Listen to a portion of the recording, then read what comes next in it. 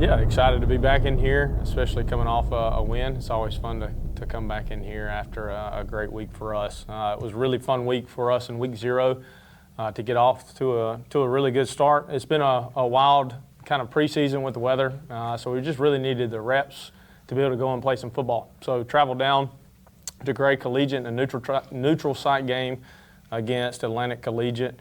And we were able to come away with a 34-0 victory, which anytime you leave a 0 on the scoreboard, we're really proud of our defense. Offense did a good job. Game was cut short due to weather, which that was a little bit disappointing. And then we really had an opportunity last week to take the guys down to the beach after the game and kind of spend some time together as a team. I know it's cliche, but I really think that time to spend together, to bond, and to really have some of those relational talks and personal talks with those teammates probably will pay dividends for us down the road.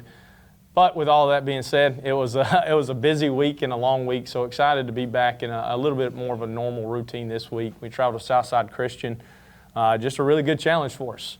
I think it's a step up in competition from where we've been. New coach for them, coming from the state of Georgia. Has won multiple state championships. You know, you don't win that by luck. So they're going to be really well coached. Our kids, I think, are excited to play to that caliber and that type of team. It's going to take our best effort. You turn on the tape against Southside Christian, really physical at times. They want to run the football. So our defense, I have to be prepared. And then on the offensive side of things, they give you a lot of different looks. So we'll have to play our best football. So we're excited for the challenge, and this is kind of what you sign up for and what you're looking forward to. So just really looking forward to tomorrow night and seeing the preparation that we put in this week to give us a chance to go and win tomorrow night. How are you going to mentally prepare yourself for the upcoming game? I think for us, it's kind of been the MO for us in the off season is we want to kind of take a step forward in the things that we didn't do well enough last year. I think that when you look back at our upper state championship loss last year, it was to do with a lot of the little bitty details. And it was the things that we didn't do right. So for us, mentally being prepared, it doesn't matter who we play, hopefully. I think that should be the approach for our guys and should be the approach for our team, is that we want to try to meet our standard that we have for our program and our expectations every week. That's how we prepare. That's how we look and how we can excel on the football field. We're trying to meet that standard that we've set, which is really high. And I think if we keep that mindset throughout the year, some of that sustainability that we have to be a really good team continue to work for us.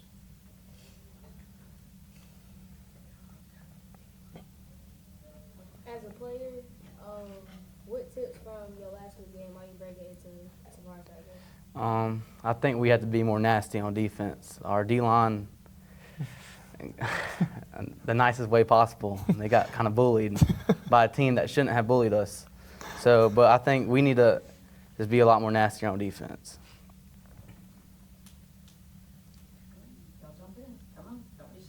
As a player, who are you most scared to face this season? Nobody. No team. Hey, I mess with that. I like it.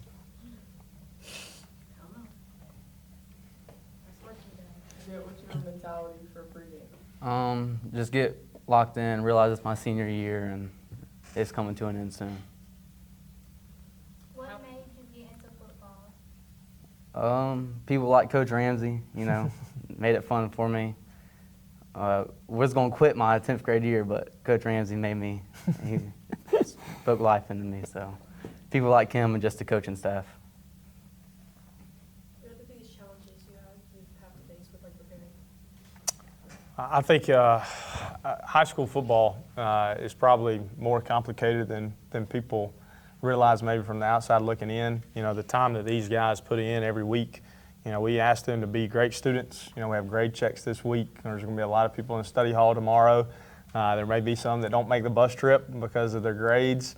So we're asking them to be great people, great students. And then beyond that, they're spending 25, 30 hours a week to prepare for a football game. Then you take our staff and the time that we spend at night on Sundays, on the weekend, it all goes down into a 2.5 to 3 hour time period on a Friday. So it's challenging every week, different opponents and what you want to. And then the ultimate responsibility that we have is to help make them better people. So as challenging it is to prepare for a football game and you want to go and win because you're a competitor, you're really trying to focus on things that can help these guys outside of football.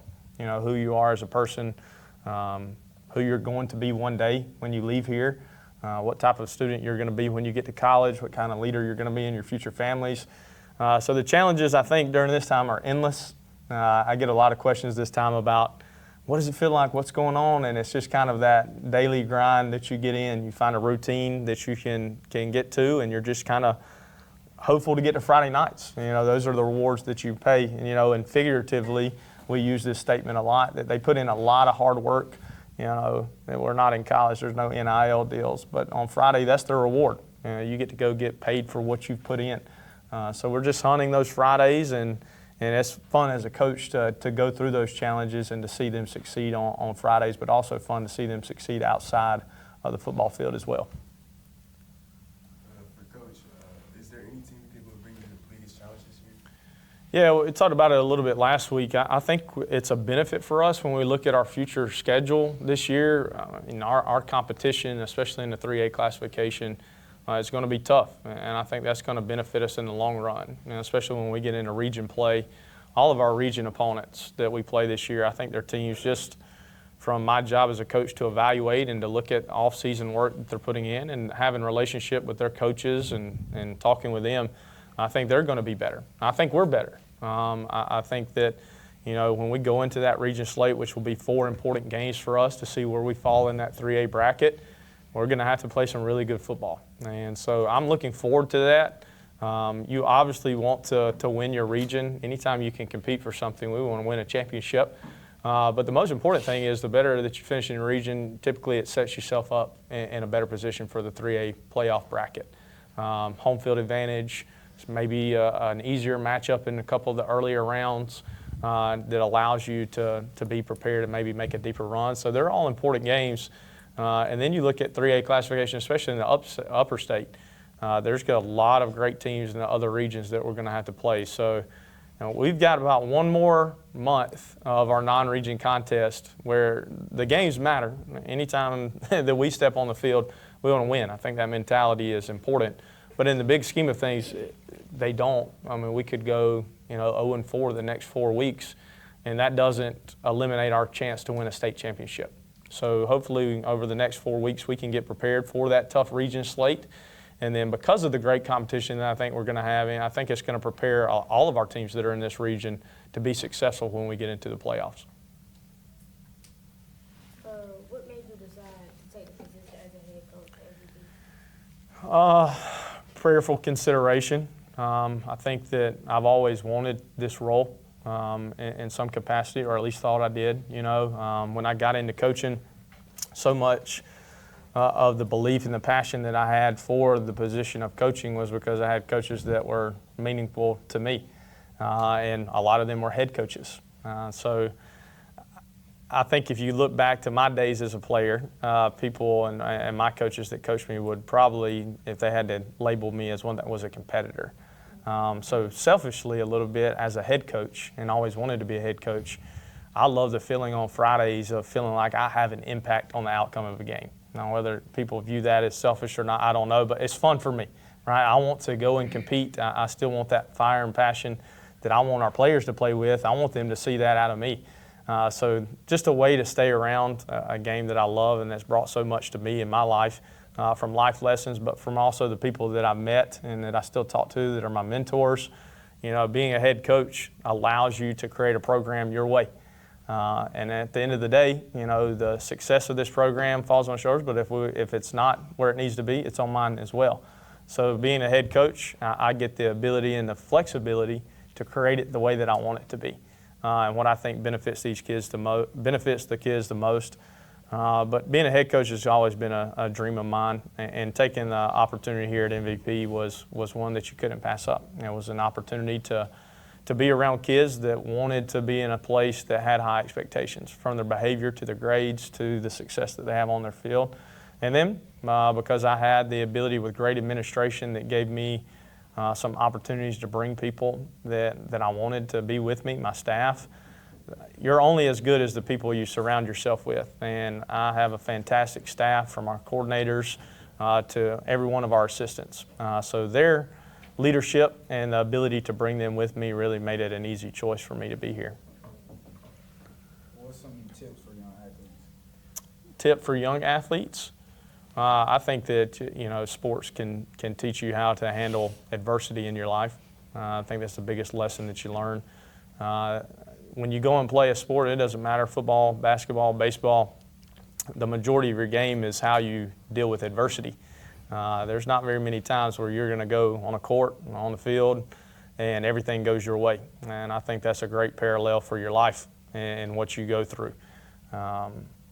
I just told you I feel like I'm in my dream job, and I could sit here and tell you stories every day about things that don't go right in my job, things that I disagree with, things that I wish we could do better. So even when you feel like you're in a perfect scenario, life's going to throw you a lot of wrinkles. In a game for young athletes, it's going to be the same way.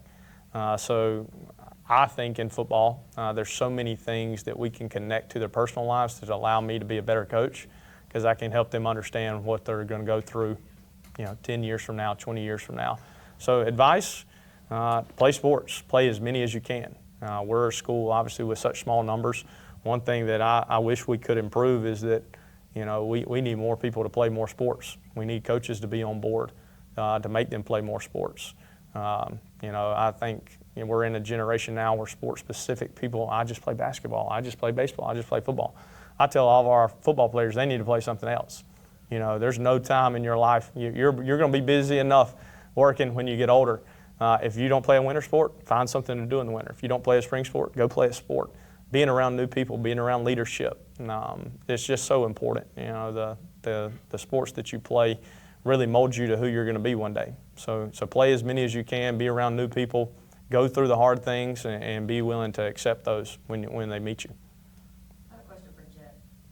Talk about a little bit about leadership this year and the role that you've taken in the team. Well, obviously on defense we lost about every player, so and I was one of the younger people, so I was not as much as when I could say leader, I was not really a leader last year. I really just was do what I told to do all the right things, but really wasn't motivating everybody else to do the right things. This year I'm definitely more vocal with my team. I talk to them, get mad at them more than I usually did last year. But yeah, I just want to do what's best for the team, and me being a leader, I think was best for the team. So I just want to win some football games. How did you overcome the loss of BHP from last season, and what do y'all think as a team that y'all could have did better? It sucked, and I mean, it was not fun, especially with that team, because we should have won. We should have won that game. But what was the other part? As a team, what could have done better? Just not make as much mistakes. I mean, we shot ourselves in the foot a lot that game, and we just need to learn from our mistakes.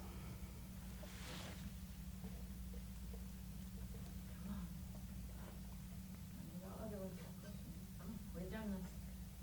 Ask it.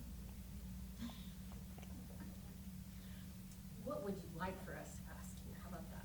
What do you want to talk about this upcoming game and this season? Yeah, I mean, when we get a chance to come in here, it's always great for our parents, I think, to see insight into our program. I think it's fun to see insight in our program for our fans and what we do. I think for us, anytime we get to talk about what our goals are, hopefully it's a reflection of what we're trying to do and the hard work that you're putting in. Football gets a lot of the praise. We get that. It's always fun Friday nights in the fall and where we go. I think when we get a chance to have a representation of our program and to tell you guys what they're doing, what their expectations are, what their mindset is, and to see their growth. Jet, he talked about his leadership role. In a unique situation, Jet just happened to be at the place that I was before here as well. So I've seen Jet, since he was in ninth grade, really in middle school. I remember coming to middle school workouts, and just to see the growth of the person that he is now, the type of young man that he is. You go talk to a teacher, you talk to the administration, just a great representation of what MVP is. So what I want to ask, or what do we want to talk about? I like to showcase our kids. I like to talk about our kids, the people that are doing well, the ones that are excelling on the field, the ones that are excelling off the field.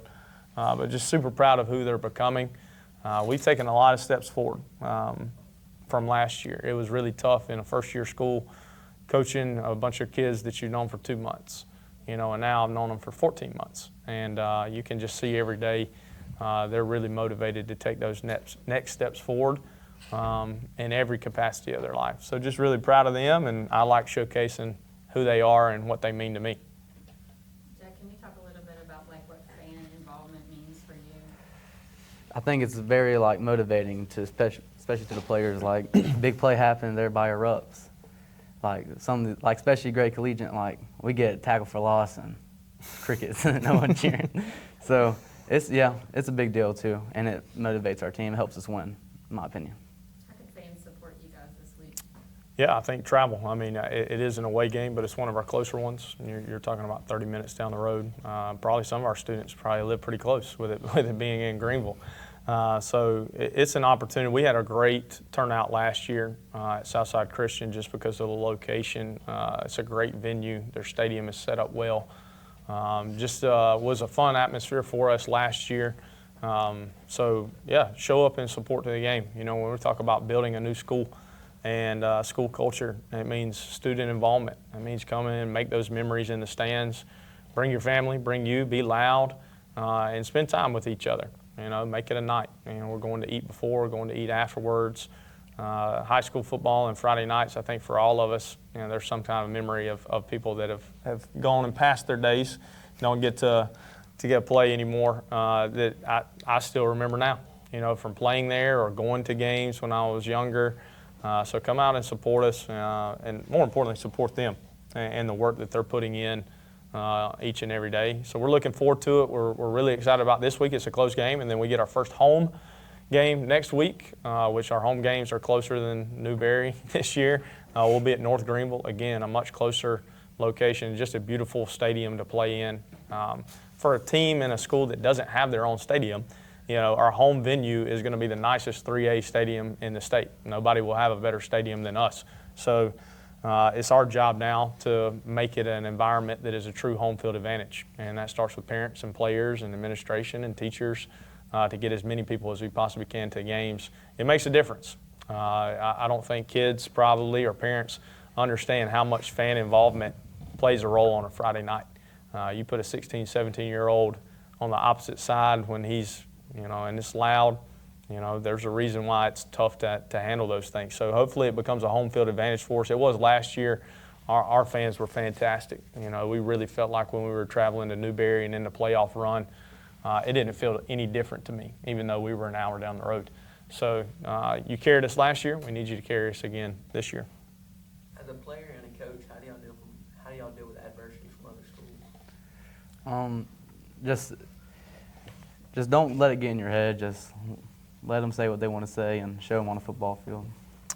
I think for me is to try to keep things in perspective. I learned very quickly in this role that it didn't matter what I said about our school. It didn't matter what I was going to be able to tell them. And I had a lot of coaches that I'd known a long time, and that were people that I would text daily that because I took the job you don't hear from anymore.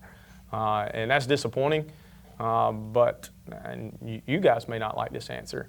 I'm in this profession because I care about kids, right? So when I go and play a school on a Friday night, I want to beat you, right? That's it. But that's for 2.5 hours to 3 hours a year. And then outside of that, I think I would be a bad person if I didn't pull for their success or I didn't want them to be a good team. I hope that all of those coaches are pouring into their kids.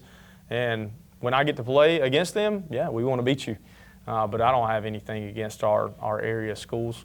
There's a new transfer rule that passed this year. If you go and look at the transfers that we have on our team this year compared to some of the other traditional schools, they have way more transfers than we do. So I don't really get that animosity anymore or quite understand it. I think that my job is to try to continue to be relational. You're not going to hear me say anything bad about someone else or wish downfall on them. I know how hard it is to be a coach. I know how hard it is to handle the demands of success. And ultimately, outside of when we play you, if you're doing the right things, then that's great. The more schools and coaches that we could have like that, I hope that it continues to be that way. It's my job then to evaluate, look across the board, and want to be the best one around. You know, if I take and see that another school's doing something that's better than us, I would be dumb not to try to either copy it or do it in a better way. It's not fun. I'm a relational person, so it's not fun when you're the coach in the area that, you know, sometimes you get shunned a little bit, but it is what it is. Our kids have been really resilient. We try to take that, put it into our bubble, and continue to focus on us. And again, we talked about lessons that you have in life prior to this and what football can do. I think that's a pure example. You know, when you get to be older, there's going to be a lot of people that may have opinions of you, what you're doing. You know, ultimately the people that you're responsible for, that you should be taking, is your family. You know, our family is this football team here. It's our students that are in the building. It's my coworkers, the people that are truly invested in me. Those are the opinions that I care about, and the people that I break bread with on a daily basis. So just keeping it in perspective, we're humans. You know, I don't think anybody likes anything being said about them that's negative. You don't handle that well at times, but you try to ignore it and block out the noise, and then being around these guys makes it a lot easier. You know, you get to see them every day, and you immediately realize that you could care less, you know, about what people are saying, and then focus on these guys. At what age did you gain love for football? I probably started playing. I didn't really start loving it probably till my sophomore year, but I probably started playing at 8. But I really didn't care. I didn't really care for football, flag football, just out there because my mom made me. All right, any other questions? What's the last question we always ask y'all?